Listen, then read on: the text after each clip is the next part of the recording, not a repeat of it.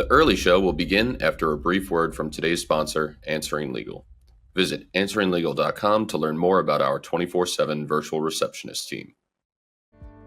Answer Legal has been absolutely beneficial to my practice. Not only do they answer the phone 24 hours a day with a live receptionist, they qualify prospective clients that are calling in to get information, providing the benefits of a dedicated receptionist at a fraction of the cost, as well as reinforces our commitment to responsiveness and care. We've been using Answering Legal for a few years now, and I highly recommend Answering Legal to any large size or even small boutique law firm such as mine.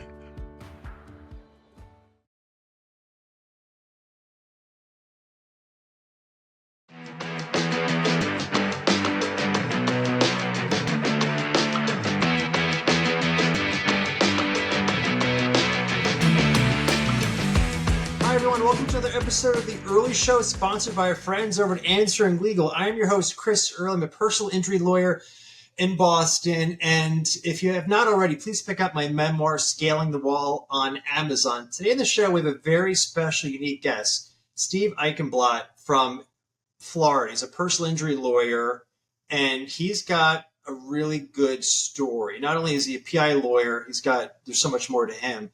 He just released his memoir. That's why I wanted to have Steve on the show to talk about his journey becoming a lawyer, his journey of writing his memoir, of getting that out, putting that into the universe. Very inspiring stuff. We're going to all learn a lot. So as always, please be sure to sharpen your pencils. I'm sure we'll have plenty of writer downers today in the Earley Show. So Steve, welcome to the show, man. Thanks, Chris. I appreciate being here. It's a pleasure and honor. And, I found you when I read your memoir. And really did enjoy it, and a lot of similarities between in our stories. Yes, it's powerful for sure.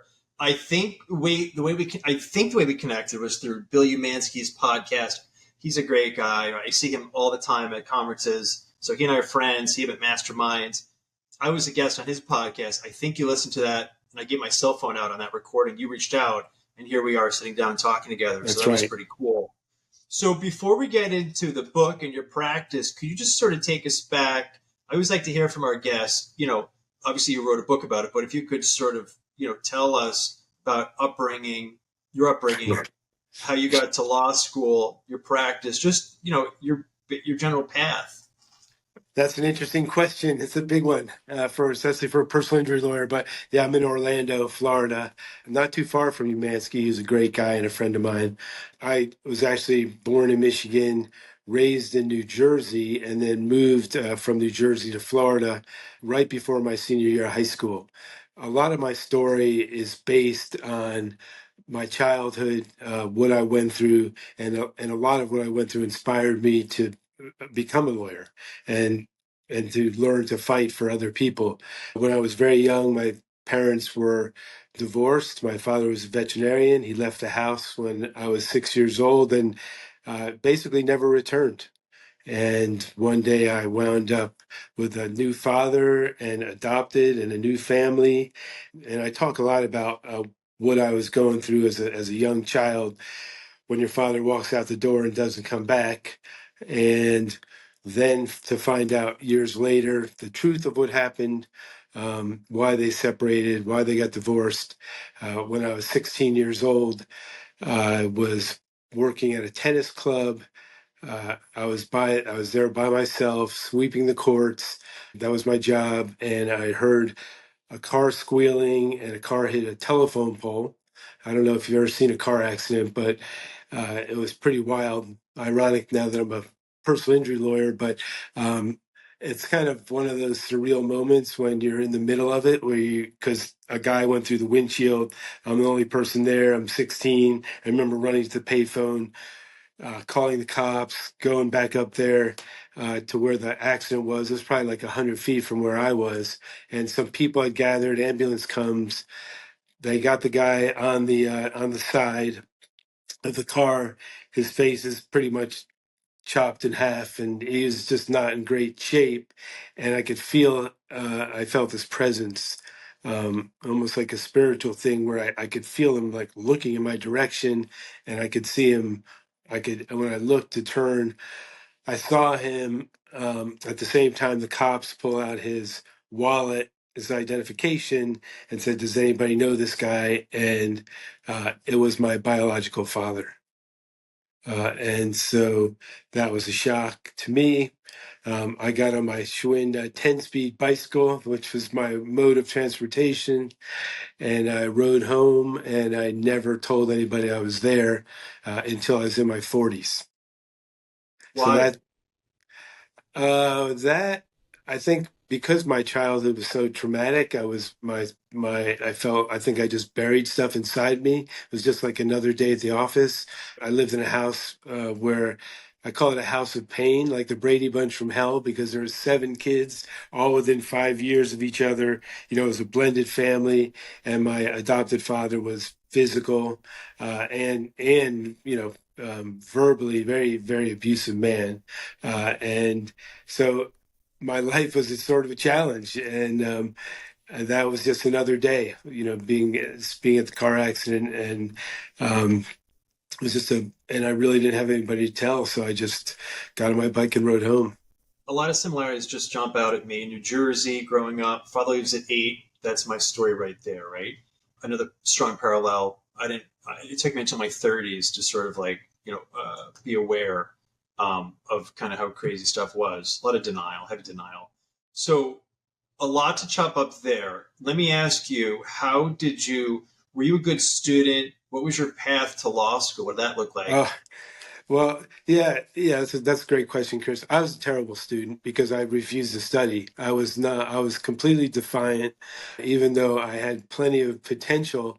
In high school, I graduated with a 2.1, which actually takes a lot of work for someone who, frankly, I could test really well. The SATs I did really well on, but um, I spent a lot of time smoking pot and running away from my house and my family.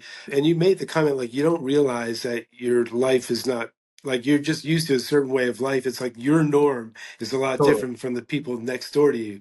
And so Totally. I just kind of accepted, hey, this is just how my family is, which was complete chaos. And being home was a scary place to be. So I started hanging out with like the wrong crowd, so to speak, in high school. And finally, right before my senior year of high school, my adopted father, decided he was going to move us to Florida, which was a horrible time to move when you're a Jersey boy being dragged to Sarasota, Florida, against your will, kicking and screaming. So all of that just led to defiance and my refusal to go to school or attend classes or take tests. And, back then it was a lot easier to get into college. I mean, I did graduate and I did take the SAT and I was able to get into school, but, I was kind of a mess. What led you to law school?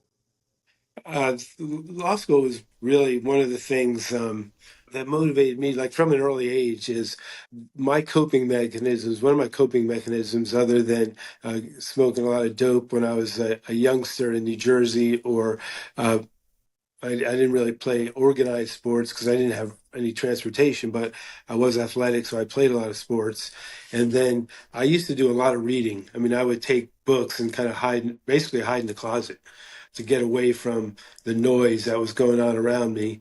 And I started reading at a really early age. And that's when I made the comment that I was a lot smarter than my grades showed.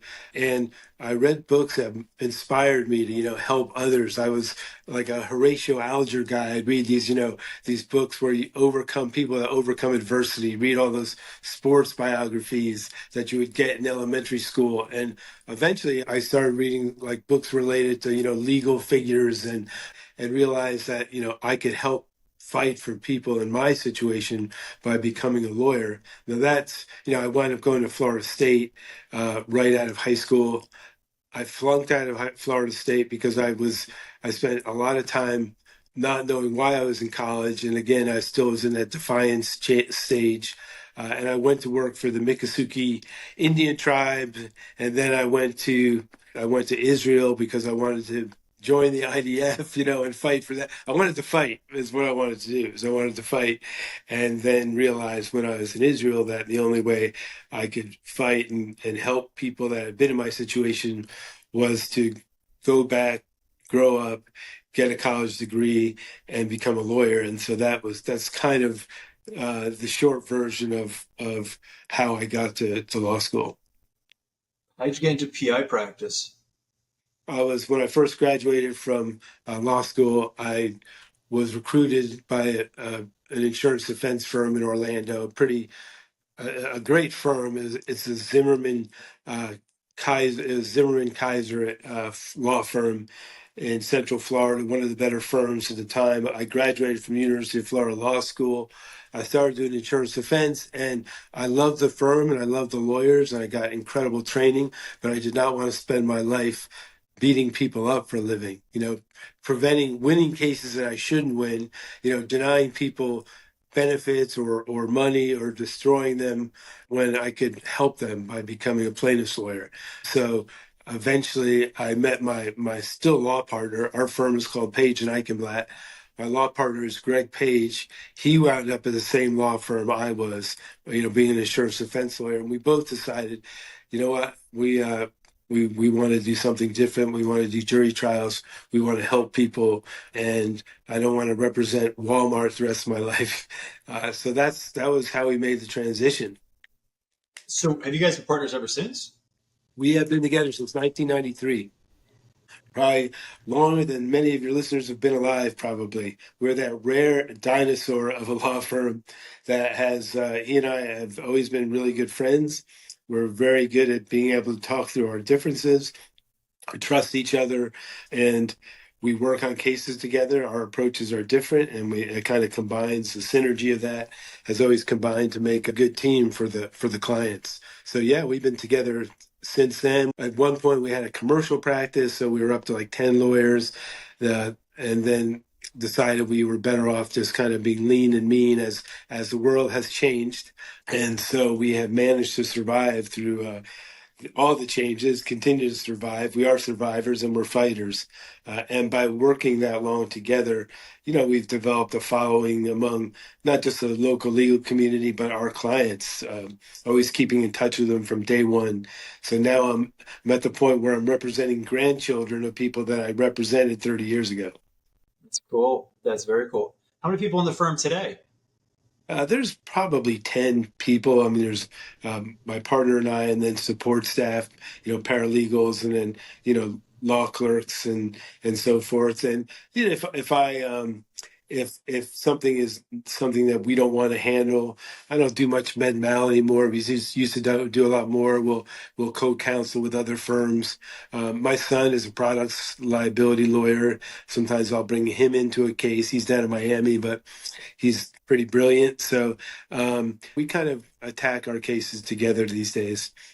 So the only reason why you and I are now friends is because I'm a big believer. I share my story, right? I learned the value of storytelling, and that you and I, are here because, like we said earlier, just a lot in common. There were a lot of reasons why I wrote my book and a lot of benefits that came from that. It's one of the hardest things I've had to do. You and I have talked. It took you and me both a long time to write our books. Yes. Why did you write the book? Part of it was after going through a couple divorces, realizing I struggled in my relationships with, being open and vulnerable, with being like intimacy, with giving my spouses what they needed as far as connection goes. I could always connect great with guys, and my ex-wives would say, Steve's a great guy, but he's disconnected. I kept hearing disconnected. And I realized that there was still a lot from my past that I had not confronted, that I hadn't dealt with. I was still carrying around a lot of anger. And after my second divorce, I realized I need to sit down. I started journaling and I started putting stuff on paper, and thought that, it would be good just to write about certain parts of it. And then part of it, and this I go into in my book quite a bit, is my biological father, who I had seen in the car accident that we mentioned. A lot of things. He didn't die in the accident, but he was severely injured. I found out later on, almost died. And there was a lot that had happened with him, including self-medicating, drug problems. And he wound up, when I wound up reconnecting with him on a limited basis. And when he died, I found out from one of his cousins that he had been a writer. and not just a veterinarian, but a really well accomplished writer who had won national writing awards. And he left behind thousands of pages of journals that he had written almost between 1960 and 1990, almost every day of his life, about what was going on in his life, what he was doing, what his thoughts were. He had hundreds of stories published. So I wound up getting all of that information and started reading through it after my divorce because it was overwhelming, and finding out about the car accident, some of the mysteries of his life, everything he had written down. And when I started going through that and going through my own life, I realized it would help me to kind of put stuff down on paper. So it helped me personally, it would help my kids, and maybe I could write a book that would help other people, inspire other people. I mean, you went through a lot, Chris.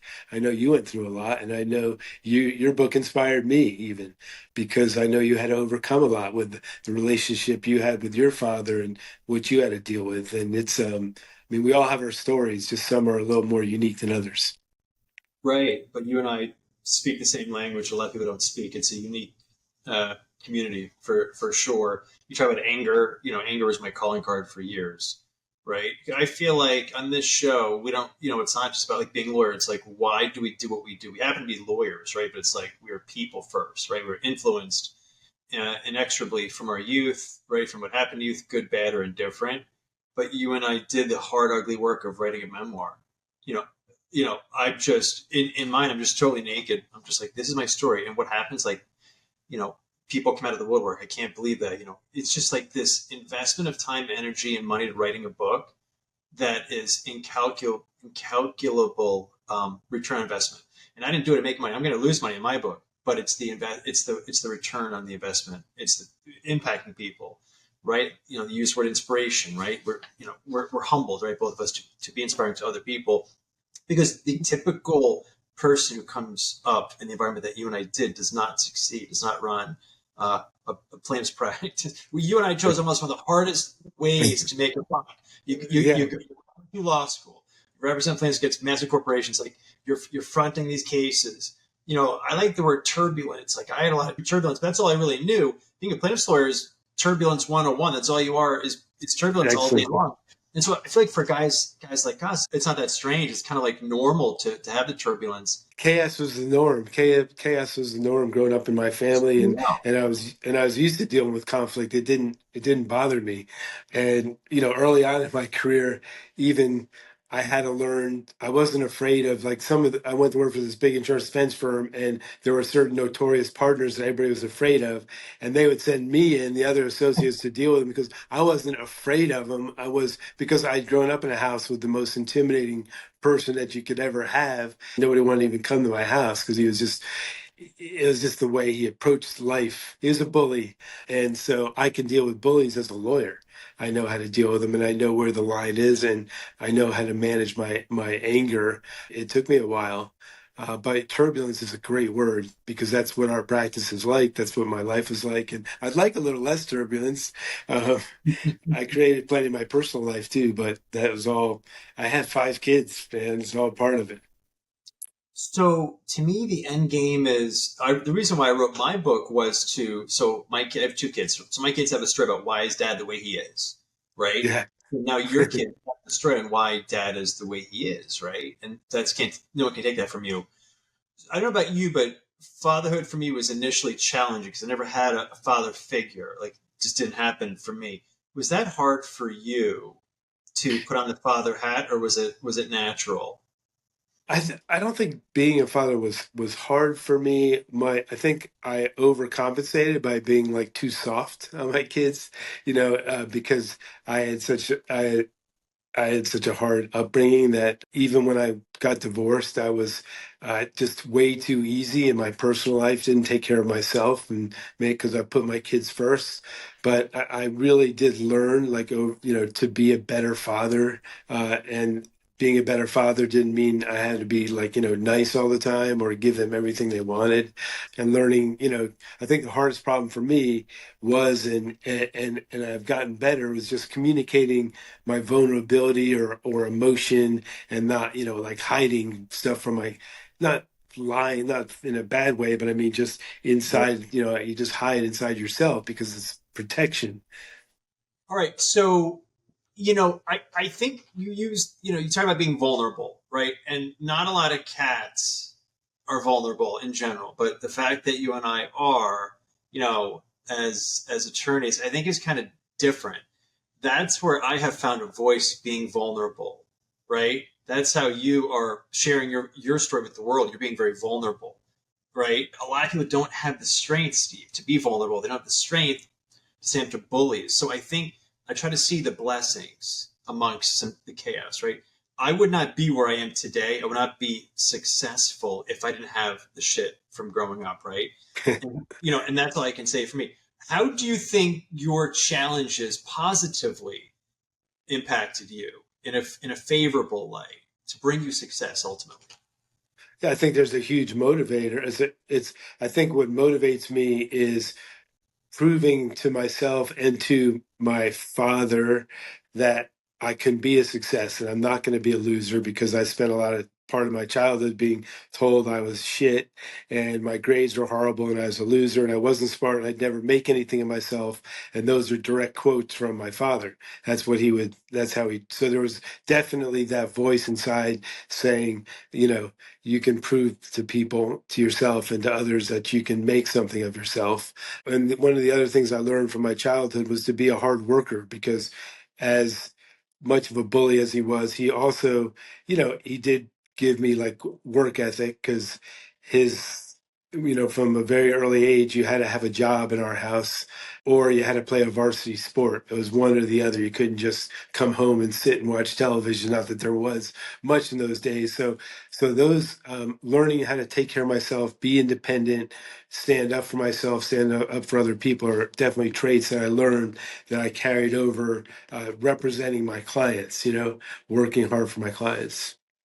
Yeah, sometimes like scrappy guys like us, we're taught to work hard at a young age, and our clients benefit from that because we have the mindset, we're okay with going against big corporations. If you think about what we really do for a living, it's again kind of crazy, right? It's not for the faint of heart. It's insane, but for you and I, it's totally normal. It has been for decades. For most people, they're like, "How the hell do you sleep at night?" So I don't know about you. Do you, for years, I still may have a kind of a chip on my shoulder because I have been motivated to not fail like my father did, in epic fashion. He sort of went left and right. I wanted to go right as far as possible. So that's sort of what I'm dialed in on. Do you also have a chip on your shoulder, or no? Oh, I definitely have a chip on my shoulder. One of the opening chapters of my book, and I talk a lot about. I'm open about therapy that I've gone through and counseling and all these things. But one of the therapists, one of the best experiences for me on the therapy front, but because for years I'm like, I don't need therapy. I'm not crazy. I'm not this, or there'd be something associated with it. You feel like there's, that that there's something bad associated with going to a psychologist or whatever. But eventually I realized, through problems in marriages, that I needed to get some therapy.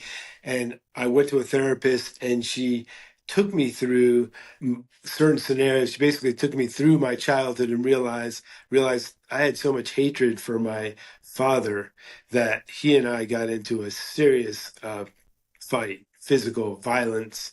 And I was choking him. I was 16, 17. I was 17. He was a tough guy. He had boxed in the army, and I was a very mellow, even though I was percolating inside, I wasn't like a fighter,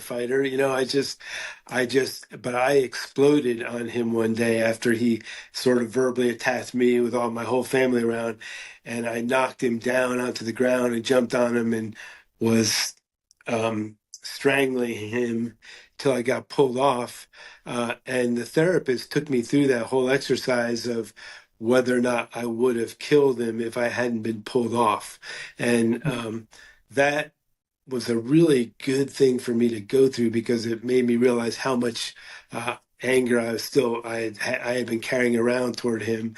And also she said, well, lions and predators in the jungle, when they hunt prey and they kill them, they grab them by the neck, and that's where that's how you're trained to get your prey and, shut him down. And you had your father by the neck. So, would you have killed him if you hadn't been stopped? And would you have wanted to?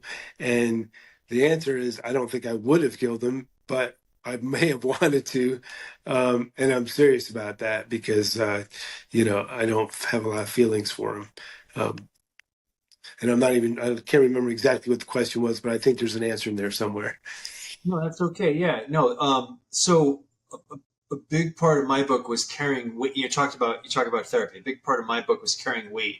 I didn't even know I had the weight. So my turning point was when I met my wife in my early 30s. I write about that in the book.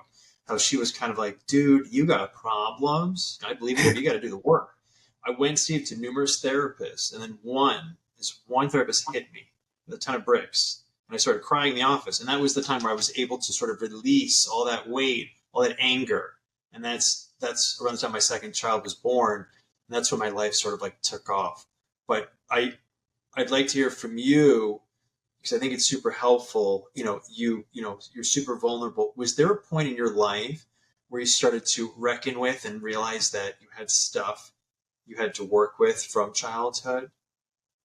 Yeah, I think when I went to that therapist and and I know this is like because you go to this therapist and some of these therapists and they want to start talking about your childhood, and there's so much crap in my childhood. I could spend hours and hours and hours just, to get up to age 10. I was abandoned and there's a lot of things that happened that are in the book that they're just crazy. It's crazy. So I would go to these therapists and it really just, I was tired of talking. I'd go with my wife and she would be like, are we going to have to talk about your childhood again? I go, I don't want to talk about it, but you have to work through it at some point. And then, so eventually I found a therapist and where I learned and realized I was carrying a lot of weight around from my childhood, that my childhood was traumatic, that I was a victim as a child of abuse, but I didn't want to stay a victim. So I spent my life not a victim. I'm stronger than that. I'm not going to walk around like some of my brothers and sisters, mad at the whole world all the time. But it was that point, probably after my second marriage that I recognized that I needed to get it together and I needed to really start looking at myself and helping, and writing the book helped a lot. And and talking, thankfully I have a great law partner and we're friends, and I was able to bounce. He's as stable as I was unstable, in in my personal life. And it was great to have somebody to talk to. I think that's really important too. 100%. So you use the word victim. I like that word because that's so hitting the nail on the head, right? You're a victim, but then you chose not to be a victim, right? Because a lot of people, we remain victims, but at some point we got to own it. Like we're adults, like we can either like deal with it and process and heal or not heal, right? I think our books, it's a testament to healing, to going in that journey, right? To doing that work. My audience, here's from me till they're, I'm blue in the face. I'm talking about tools that I utilize on the daily to deal with my mental health, meditation, journaling, primarily. Do you do anything, any discipline, anything that you use to create space? Oh You're man, a busy lawyer, right? Busy lawyers, you got a lot going on. We got to keep space, from all that. oh yeah. No, listen, I'm kind of insane, right? So I I have to I used to, I work out every single day, and I started running marathons years ago. Awesome. That was all for my mental health. Yes, you want to keep in good shape and all that, but that really helped me mentally, to make sure that I do that. And then I also write every morning. I have a certain kind of pen and I have a certain kind of notebook, and that I'll sit and write down my lists. And even though my kids make fun of me because your dad, why aren't you typing or doing it? And I go, well, there's something mentally in the writing down for me, using my pen onto that paper that helps me, that calms me down. So I definitely have those kind of techniques. And I've had a couple of hip replacements. So now I walk at least 5 miles a day. Like, I think the people around the neighborhood where my office is think I'm a homeless person because they'll see me wandering around at all different times of the day, but I need to get it out. So I'm really cognizant of making sure that I get the mental health space.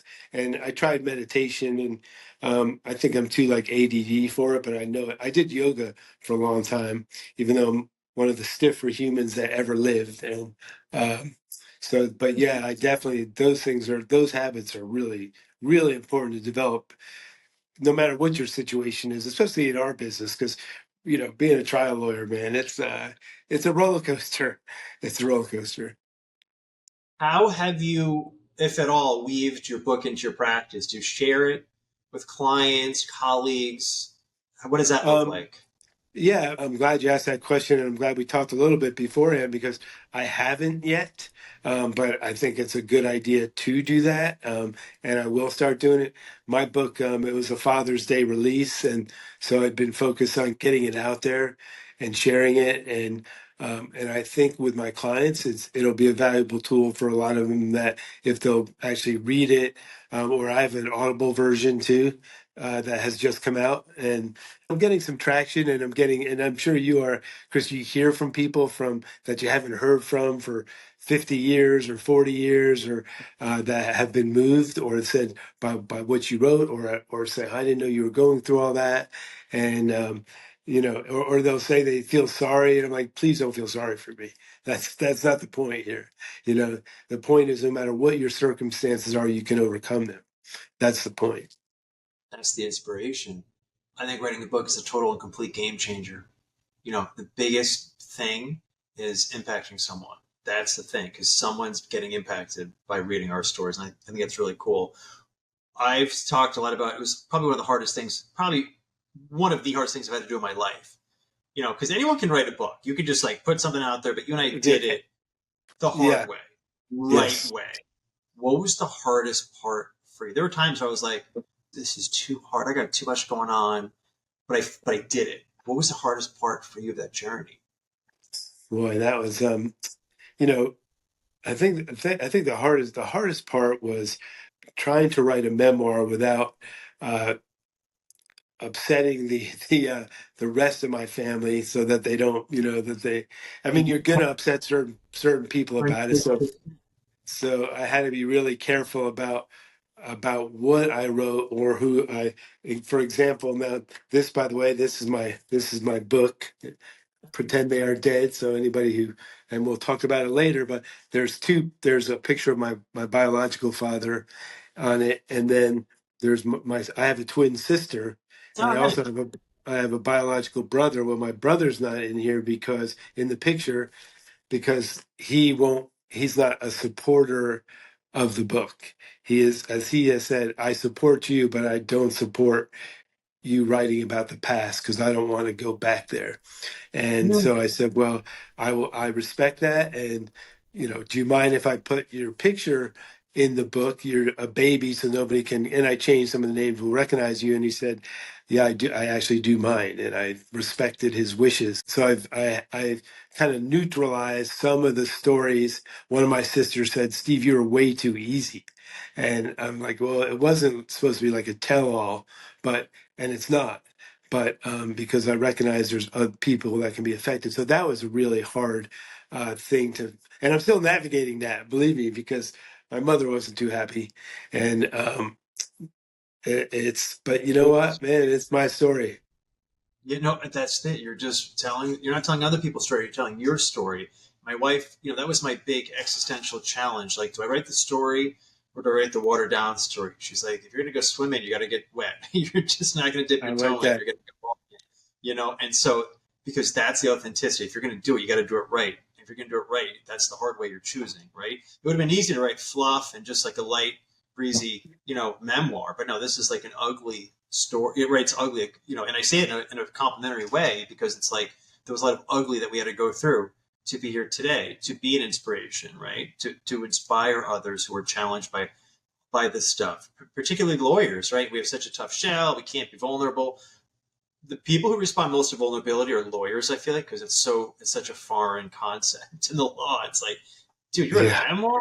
Like, what the hell? And it just sort Yeah, of, yeah, yeah. I'm getting some of that too from lawyers that are like, "Wow, Steve, we didn't know that you were so sensitive." This the and and all that, you know. Yeah, yeah, it's funny because I don't know if you are like me, but when I was writing, I'm thinking, like, is anybody going to want to read this? Like, who cares? It's like, yeah, yeah, why yeah. would they want to read it? Did you deal with Right. that? Yeah, yeah. I mean, of course, your story's so interesting. You have all these great stories, and I'm so boring. And I'd be like, you know what, man? A shitty childhood can, yeah, it can create some good stories, but it's no fun to live, right? So, I knew that people would be interested, but I don't know. I didn't know whether or not people would actually buy it. Would actually spend money and buy my book, and still working on that part. And then when they actually, some people I've noticed they buy it, but they don't read it, or they haven't yet, and they finally get around to it, like, they're like, "Oh shit! I just read your book, man. Yes. What the hell?" Yeah. So it takes time for it to percolate, to penetrate, if you will. It's not like an instant thing. Just like the book writing process was long, slow, a slog. Well, getting it into people's hands and then opening the book takes time. But then it's like, I mean, it's just an opportunity creator to impact good. I'm going to be speaking in front of a group of kids next month, and I'm excited for that, just to get in front and hopefully give insight. Even if some kids hear it, that'll be better than nothing. I feel like so. I'm No, excited. I think that's great. No, I think you have a great story to tell, and I think you'll inspire people for sure with it, and inspire kids because a lot of kids have never met a lawyer, Chris, I don't know if you've had this, but I have had the experience where some clients who maybe they have a little bit of an attitude or will question me like because they come from they're not very well off or they've been in jail or they've had a rough upbringing and they just assume well you're a lawyer so you must be rich and you must have had it easy and you must and I'm really good at dealing with those people because they have no idea where I come from but I can guarantee you that that in some ways is a lot harder than where they came from and that it allows me to relate a lot better to a lot of those people and also plaintiffs lawyers you have to be empathetic anyway you really do. I love that. That's instant credibility, instant trust. You're not some lawyer, who's up on a pedestal. You're on there. You're getting on their level, saying, "Hey, dude, let me share some things you may not know about me," and that's just instant trust. It's like, oh, he understands pain. He's not who I thought he was. Then what happens? It's a more authentic attorney-client relationship. They trust you. They know you have their back. And then what happens as a consequence? They're going to refer people to you. Then those people refer to you. Then they learn about your story. It's this flywheel of authentic marketing, right? Authentic representation, right? Taking care of people, getting on their level, going to bat for them. When they know you go to bat, they're going to refer everyone in your practice. For that attorney listening to this, you have no money, you're broke, you need clients, tell stories, connect with people, be vulnerable, work LinkedIn, post on social media, do an email blast, tell stories, share, be vulnerable. Your practice will grow with people who you want to grow with and represent.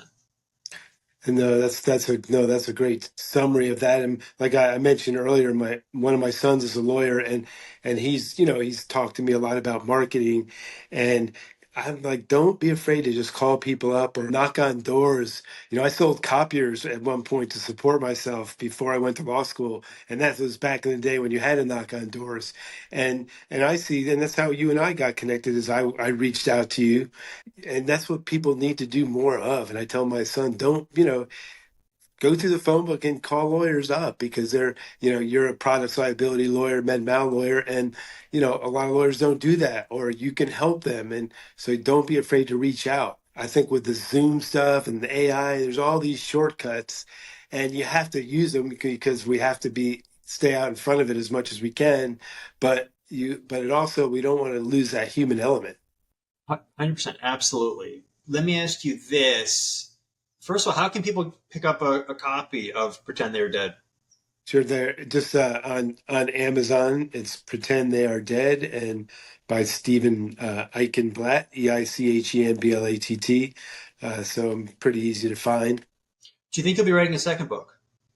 Yeah, yes, I definitely. I've already started working on the second one, You're and I have crazy. the publisher makes it easy, but it's going to be more about like my journey as a lawyer, as a Oh, personal nice. injury lawyer, but not the law side, not the great victories and case law that I argued or whatever, but more of the personalities and some of the stories, some of the wins and some of the losses, and just some of the people that we've met over the years doing this 30 plus years. We've had some great stories, and I think people will like it. And I like Well, being funny. One of my daughter's a comedian. I have a son who's a comedian. I can be a good storyteller. that's the key to success as an attorney. We got to have that skill. We're telling people stories, but how can we tell people stories if we can't tell our own story, That's right? And I right. think writing a book is the ultimate demonstration that here's my story. I wrote it. I did the work, and then you share it. It's just so cool the things that pop up from that. How can people get in touch with you? It's just uh, through my contact information through Page and Eichenblatt is my law firm, and my email address is seichenblatt at floridalawonline.com. EICHENBLATT Eichenblatt at floridalawonline.com. And keep in mind I was adopted, so that was not my original name. It's a long one, but yeah, that's the best way to get in contact with me. And if you're ever in Florida, if anybody needs any legal assistance or just wants to bounce a Florida case off me or whatever, just contact me. Dude, I appreciate it. Thank you for inspiring. Thank you for putting your story out there. It's a testament to your strength and vulnerability. So hats off to you, man. Thanks a lot, Chris. I appreciate it. Thank you for having me. All right, that's it for this episode of The Earley Show. Be sure to check out more episodes of our show on Spotify, Apple Podcasts, the Answering Legal YouTube channel. And if you haven't already, make sure you sign up for my practice tip of the week email delivered to your inbox each and every week. It's practicetipoftheweek.com. Sign up for free. And that's it. Have a great day, everybody.